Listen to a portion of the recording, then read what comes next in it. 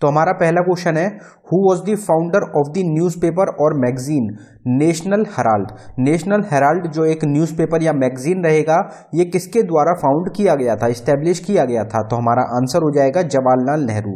तो जवाहरलाल नेहरू जो कि भारत के पहले प्रधानमंत्री रहेंगे, इनके द्वारा नेशनल हेराल्ड जो न्यूज़पेपर है, मैगजीन है, इसको फाउंड किया गया था।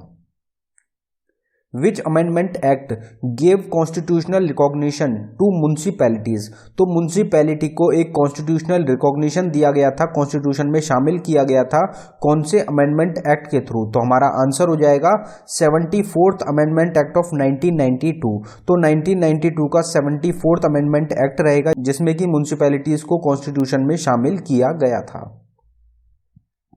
What is the full form of SMTP? SMTP की फुल फॉर्म क्या होती है? तो फुल फॉर्म से रिलेटेड क्वेश्चंस आपसे पूछे जाते हैं एग्जाम्स में। तो SMTP की फुल फॉर्म हो जाएगी हमारी simple mail transfer protocol. Simple mail transfer protocol full form होती है SMTP की। Tamas book is written by home. Tamas जो बुक है ये किसके द्वारा लिखी गई है? तो हमारा आंसर हो जाएगा भीष्म सैनी। भीष्म सैनी ऑथर रहेंगे बुक की, जिनका टाइटल रहेगा तमस। Asian development bank was established in which year. Asian development bank कौन से साल में इस्टेब्लिश हुआ था? तो जितने भी इंटरनेशनल ऑर्गेनाइजेशन होती हैं, उनसे रिलेटेड आपसे क्वेश्चन जरूर एग्जाम्स में पूछे जाते हैं। तो एशियन डेवलपमेंट बैंक की अगर बात करी जाए तो ये इस्टेब्लिश कौन से साल में हुआ था? तो आपका आंसर हो जाएगा 1966। 19 दिसंबर 1966 को इसको इस्टेब्लिश किया गया था। अगर इससे रिलेटेड आपसे कुछ और क्वेश्चन पूछे जाए, जैसे कि इसका आपको हेडक्वार्टर पूछ लिया जाए, तो आपको याद रखना है कि मनीला फिलीपींस में हेडक्वार्टर है एशियन डेवलपमेंट बैंक का। इसकी मेंबर कंट्रीज 68 रहेंगी, ये आपको ध्यान रखना है। अगर इसके आपसे प्रेसिडेंट पूछ लिए जाए तो मसात्सुको आसाकावा इसके करंट टाइम में प्रेसिडेंट रहेंगे। Sambhar salt lake is located in which state of India. Sambhar salt lake, आप सॉल्ट से ही जान सकते हैं कि एक खारे पानी का लेक रहेगा। तो सांबर सॉल्ट लेक कहाँ पे लोकेटेड है? तो हमारा आंसर हो जाएगा राजस्थान। राजस्थान स्टेट में लोकेटेड है आपका सांबर सॉल्ट लेक। अगले क्वेश्चन पे बढ़ने से पहले स्टैटिक जीके की एक टॉपिक वाइज ई बुक हमारे द्वारा लॉन्च करी गई है, जो कि सिर्फ आपको 69 रुपीज़ में प्रोवाइड कराई जा रही है। अगर आप इंटरेस्टेड हो तो ये टॉपिक्स आपको प्रोवाइड कराए गए हैं इस ई बुक में। अगर आप इंटरेस्टेड हो तो लिंक आपको डिस्क्रिप्शन में मिल जाएगा, आप डायरेक्टली डिस्क्रिप्शन में जाके इसको बाय कर सकते हैं। ये हमारी जीमेल आईडी है, आप इस पर डायरेक्टली मेल कर सकते हैं। Which tissue is responsible to store fat in human body. तो हमारी बॉडी में जो फैट को स्टोर किया जाता है वो कौन से टिश्यू उसके लिए रेस्पॉन्सिबल होता है? तो हमारा आंसर हो जाएगा एडिपोज टिश्यू। एडिपोज टिश्यू जो होता है हमारी ह्यूमन बॉडी का एक टिश्यू रहेगा जो रेस्पॉन्सिबल होता है स्टोर करने के लिए फैट को। जो हमारी बॉडी में फैट होता है उसको स्टोर किया जाता है एडिपोज टिश्यू के द्वारा। प्रधानमंत्री स्वास्थ्य सुरक्षा योजना, जिसको कि PMSSY योजना भी बोला जा सकता है, was started in which year. तो प्रधानमंत्री स्वास्थ्य सुरक्षा योजना कब स्टार्ट करी गई थी? तो हमारा आंसर हो जाएगा 2003। 2003 में प्रधानमंत्री स्वास्थ्य सुरक्षा योजना को लॉन्च किया गया था। What is the chemical formula of baking soda? Baking soda का केमिकल फॉर्मूला क्या होता है? बेसिक क्वेश्चन रहेगा, हमारा आंसर हो जाएगा NaHCO3। NaHCO3 केमिकल फॉर्मूला होता है बेकिंग सोडा का। Capital of India was shifted from Kolkata to Delhi in which year. तो इंडिया की जो कैपिटल थी उसको कोलकाता से बदलकर दिल्ली कर दिया गया था, कौन से साल में? तो हमारा आंसर हो जाएगा 1911। 1911 में कोलकाता से बदलकर दिल्ली कैपिटल कर दी गई थी इंडिया की। इस क्वेश्चन को डायरेक्ट भी आपसे पूछा जाता है कि दिल्ली इंडिया की कैपिटल कब बनी थी? तो आपका आंसर हो जाएगा 1911।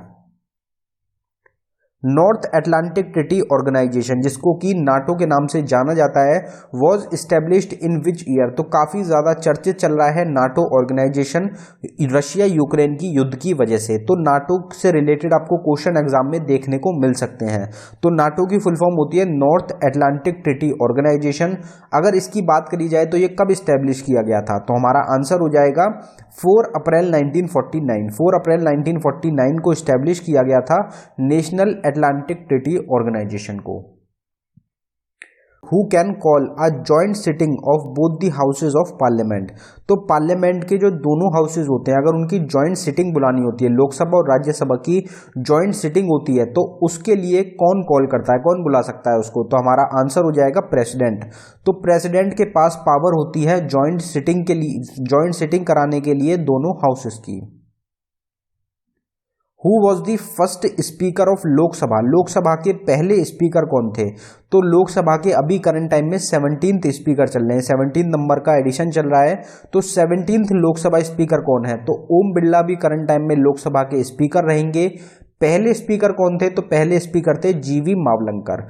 जीवी मावलंकर फर्स्ट स्पीकर रहेंगे लोकसभा के। Which instrument is use to measure very low temperature. बहुत ज़्यादा कम टेम्परेचर को नापने के लिए किस इंस्ट्रूमेंट का यूज़ किया जाता है? तो हमारा आंसर हो जाएगा क्रायोमीटर। क्रायोमीटर एक इंस्ट्रूमेंट होता है जिसकी मदद से काफ़ी ज़्यादा लो टेम्परेचर को नापा जाता है। अगर वेरी हाई टेम्परेचर आपसे पूछा जाए तो आपका आंसर हो जाएगा पायरोमीटर। पायरोमीटर हाई टेम्परेचर के लिए होता है, नॉर्मल टेम्परेचर के लिए थर्मामीटर होता है और लो टेम्परेचर के लिए क्रायोमीटर होता है। Who is the author of the book defending India. Defending India जो बुक है, ये इसके ऑथर कौन है, किसके द्वारा इस बुक को लिखा गया है? तो हमारा आंसर हो जाएगा जसवंत सिंह। जसवंत सिंह इस बुक के ऑथर रहेंगे, जिनको कि पद्म भूषण और पद्मश्री अवार्ड से भी सम्मानित किया जा चुका है। इनके द्वारा बुक को लिखा गया है defending India. Which organelle is called kitchen of the cell. Kitchen of the cell किस ऑर्गेनेल को कहा जाता है? तो हमारा आंसर हो जाएगा क्लोरोप्लास्ट। क्लोरोप्लास्ट जो होता है इसको किचन ऑफ द सेल के नाम से भी जाना जाता है। SI unit of power of lens. Power of lens की एसआई यूनिट क्या होती है? तो हमारा आंसर है डायप्टर। डायप्टर जो होती है ये एसआई यूनिट होती है पावर ऑफ लेंस की। तो एसआई यूनिट से रिलेटेड आपको क्वेश्चन अक्सर एग्जाम में देखने को मिलते हैं। इसकी एक सेपरेट वीडियो है, आपको चैनल पे मिल जाएगी, जिसमें सारी एसआई यूनिट्स कवर करी गई हैं। First case of corona virus in India came from which state of India. तो इसमें काफ़ी ज़्यादा कन्फ्यूजन होता है आपका केरला और कर्नाटका में। तो पहला जो कोरोना वायरस का केस आया था इंडिया के अंदर, वो कौन सी स्टेट में आया था? तो हमारा आंसर हो जाएगा केरला। केरला स्टेट में सबसे पहला केस आया था आपका कोरोना वायरस का। What is the approx melting point of tungsten. Tungsten क्या होता है? जो इलेक्ट्रिक बल्ब्स होते हैं उसमें जो फिलामेंट होता है वो होता है टंगस्टन का। तो टंगस्टन जो होता है वो हीट हो जाता है, लेकिन फिर भी वो पिघलता नहीं है, तो उसका मेल्टिंग पॉइंट काफ़ी हाई होता है। तो टंगस्टन का मेल्टिंग पॉइंट जो होता है वो अप्रोक्सीमेटली कितना होता है? तो हमारा आंसर हो जाएगा 3500 डिग्री सेल्सियस। तो काफ़ी ज़्यादा मेल्टिंग पॉइंट होता है आपका टंगस्टन का। 3500 डिग्री सेल्सियस तक हीट करना पड़ेगा आपको टंगस्टन को पिघलाने के लिए। Who among the following is known as parrot of India. तो पैरट ऑफ इंडिया के नाम से इनमें से किसको जाना जाता है? तो हमारा आंसर हो जाएगा अमीर खुसरो। अमीर खुसरो जो है इनको पैरट ऑफ इंडिया के नाम से भी जाना जाता है। Name the thinnest bone of human body. तो ह्यूमन बॉडी की सबसे पतली जो बिल्कुल थिनेस्ट बोन है वो कौन सी बोन है? तो हमारा आंसर हो जाएगा फिबुला। फिबुला जो है ये थिनेस्ट बोन है हमारी ह्यूमन बॉडी की। फिबुला और स्टेप्स में काफ़ी ज़्यादा कन्फ्यूज़न हो जाता है। स्टेप्स जो है ये स्मॉलेस्ट बोन है आपकी। लाइटेस्ट और स्मॉलेस्ट बोन अगर आपसे पूछी जाए तो वो हो जाती है स्टेप्स। अगर आपसे पूछा जाए कि सबसे लंबी लार्जेस्ट बोन कौन सी है ह्यूमन बॉडी की, तो थाई बोन होती है। थाई बोन का आपको नाम आपको अगर याद है तो आप हमको कमेंट बॉक्स में टाइप करके बताएं। इन क्वेश्चंस को हम काफ़ी बार डिस्कस कर चुके हैं। आपसे ईयर में पूछा जाता है ह्यूमन ईयर में कितनी बोन्स प्रेजेंट होती हैं, तो एक ईयर में आपकी 3 बोन्स प्रेजेंट होती हैं। कौन कौन सी बोन्स? तो स्टेप्स, मेलस और इनकस, ये 3 बोन होती हैं जो कि हमारे एक कान में प्रेजेंट होती हैं। और फिबुला जो होगी ये थिनेस्ट बोन हो जाएगी, आपको ध्यान रखना है। Indian institute of plantation management is located इन। तो IIPM Indian institute of plantation management कहाँ पे है? तो हमारा आंसर हो जाएगा बेंगलोर। बेंगलोर जो कि कैपिटल है आपकी कर्नाटका की, वहाँ पे हेडक्वार्टर रहेगा, वहाँ पे लोकेटेड है Indian institute of plantation management. Ukai dam is located in which state of India. तो उकई डैम इंडिया की कौन सी स्टेट में लोकेटेड है? तो हमारा आंसर हो जाएगा गुजरात। गुजरात जो स्टेट है इंडिया की वहां पे लोकेटेड है उकई dam. What is the real name of Gautam Buddha? Gautam Buddha का असली नाम क्या था? तो हमारा आंसर हो जाएगा सिद्धार्थ। सिद्धार्थ गौतम असली नाम था गौतम बुद्ध का। Nongkrem is the folk dance of which state? Nongkrem एक फोक डांस है इंडिया की कौन सी स्टेट का? तो हमारा आंसर हो जाएगा मेघालय। मेघालय स्टेट का एक फोक डांस है, इंपॉर्टेंट रहता है, आपसे एग्जाम में अक्सर देखने को मिलता है। तो नोंगक्रम आपका मेघालय स्टेट से रिलेटेड हो जाएगा।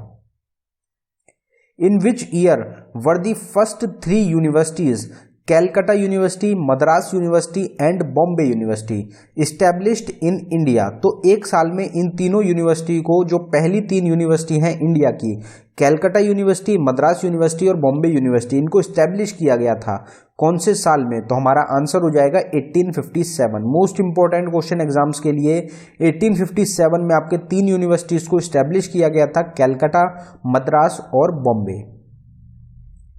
Who among is the prime minister of Bhutan? Bhutan country के करंट टाइम में प्राइम मिनिस्टर कौन है? तो हमारा आंसर हो जाएगा लोटे शेरिंग। लोटे शेरिंग करंट टाइम में प्राइम मिनिस्टर रहेंगे भूटान कंट्री के। Which of the following is the most important role played by ribosomes in the cell? तो बेसिक क्वेश्चन हो जाता है, राइबोसोम्स जो होते हैं उनका जो सबसे इंपॉर्टेंट रोल होता है, उनका रोल क्या होता है सबसे इंपॉर्टेंट? तो हमारा आंसर हो जाएगा सिंथेसाइज ऑफ प्रोटीन। तो प्रोटीन को सिंथेसाइज करना ही मेन रोल होता है आपका राइबोसोम्स का सेल के अंदर। Where is the Hambantota port located in the following? Hambantota port काफ़ी फेमस रहता है, पीछे काफ़ी चर्चित रहा था, आपने नाम ज़रूर सुना होगा। तो ये कहाँ पे लोकेटेड है, कौन सी कंट्री में है? तो हमारा आंसर हो जाएगा श्रीलंका। श्रीलंका कंट्री का एक पोर्ट रहेगा हम्बनटोटा पोर्ट, और ये पोर्ट पीछे काफ़ी ज़्यादा चर्चित रहा था। जब श्रीलंका और इंडिया के बीच में कुछ क्लैशेज हुए थे, उसकी वजह से काफ़ी ज़्यादा चर्चित रहा था Hambantota port. Which channel separates Minicoy and Maldives island? तो मिनिकॉय और मालदीव्स आइलैंड को कौन सा चैनल सेपरेट करता है? तो हमारा आंसर हो जाएगा 8 डिग्री चैनल। अब आप लोग कहेंगे कि 8 डिग्री चैनल जो होता है तो लक्षद्वीप आइलैंड को और मालदीव्स को सेपरेट करता है। तो मिनिकॉय जो आइलैंड है ये लक्षद्वीप आइलैंड का ही एक आइलैंड रहेगा, जिसको कि सेपरेट किया जाता है मालदीव्स के द्वारा 8 डिग्री चैनल में। अगर आपसे 9 डिग्री चैनल पूछा जाए तो मिनिकॉय आइलैंड को और जो बाकी आइलैंड्स हैं लक्षद्वीप आइलैंड के, इन दोनों को सेपरेट करता है 9 degree channel. Who introduced the price control system? Price control system को किसके द्वारा इंट्रोड्यूस किया गया था? तो हमारा आंसर हो जाएगा अलाउद्दीन खिलजी। अलाउद्दीन खिलजी, खिलजी वंश के एक रूलर रहेंगे, तो इनके द्वारा इंट्रोड्यूस किया गया था प्राइस कंट्रोल सिस्टम को।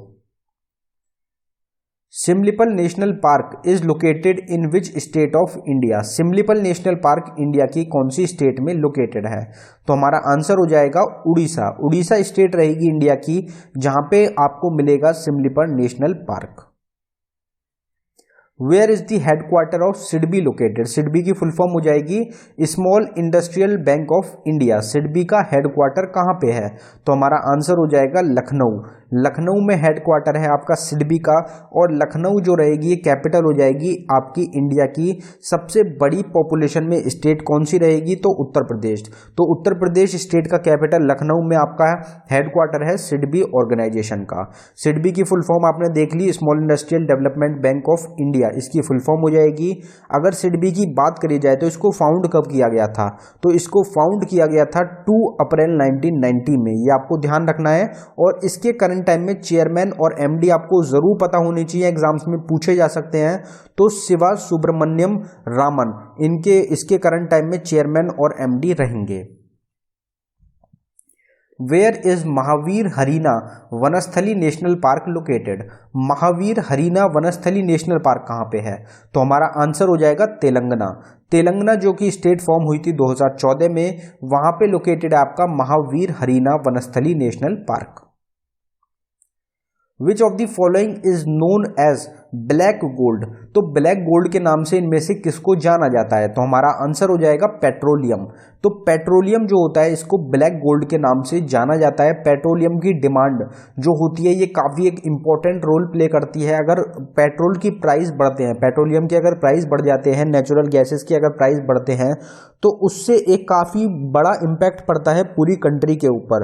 जो भी चीज़ें होती हैं हर चीज़ महंगी हो जाती है। तो आपको पता है रशिया यूक्रेन का वॉर चल रहा है, तो उसके बीच में जो पेट्रोल है उसका पर बैरल का जो प्राइस है वो काफ़ी बढ़ गया है, जिसकी वजह से आपको आने वाले टाइम में काफ़ी ज़्यादा महंगाई देखने को मिलेगी। पेट्रोल के प्राइजेस भी बढ़ेंगे और भी ट्रांसपोर्ट की जो चीज़ें होती हैं उनके भी प्राइस आपको बढ़ते हुए दिखेंगे, क्योंकि जो पेट्रोल है उसको ब्लैक गोल्ड बोला जाता है और उसके प्राइस जो है वो लगातार बढ़ रहे हैं। अगला क्वेश्चन देखते हैं हमारा।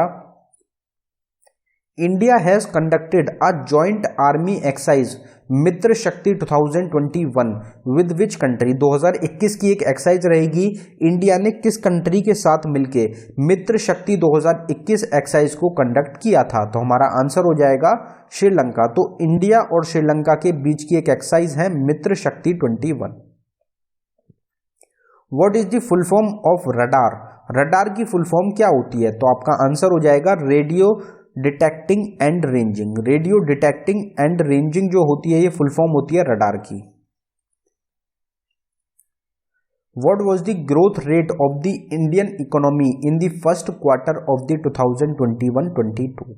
तो ये भी एक काफ़ी ज़्यादा चर्चित रहा था। जो पहले क्वार्टर के रिजल्ट आए थे वो काफ़ी चौंकाने वाले थे। एक अच्छी ग्रोथ देखने को मिली थी आपको इंडियन इकोनॉमी में। तो वो कितने परसेंट की ग्रोथ थी?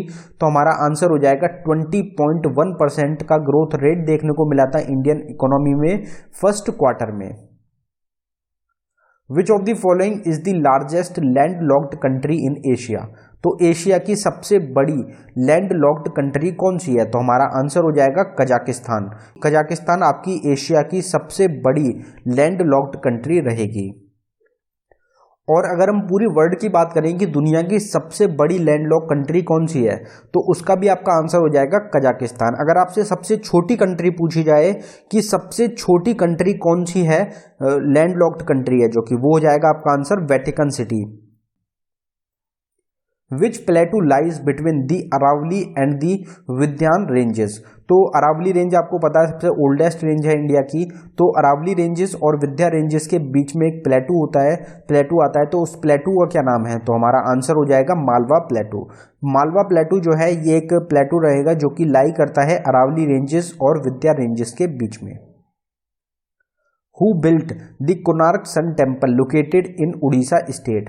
तो यहाँ पे आपसे क्वेश्चन एक ये पूछा जाता है कि ये कौन सी स्टेट में है, तो आपका आंसर हो गया उड़ीसा। उड़ीसा स्टेट में आपका लोकेटेड है कोणार्क सन टेम्पल। अब कोणार्क सन टेम्पल किसके द्वारा बनवाया गया था? तो हमारा आंसर हो जाएगा नरसिम्हा देव वर्मन। नरसिम्हा देव वर्मन के द्वारा नींव रखी गई थी, इनके द्वारा बनवाया गया था कोणार्क सन टेम्पल को, जो कि लोकेटेड है उड़ीसा स्टेट में। When was the Human Rights Commission established in India? Human rights commission India के अंदर कब स्टैब्लिश हुआ था? तो हमारा आंसर है 12 अक्टूबर 1993। 12 अक्टूबर 1993 को ह्यूमन राइट्स कमीशन को स्टैब्लिश किया गया था इंडिया में।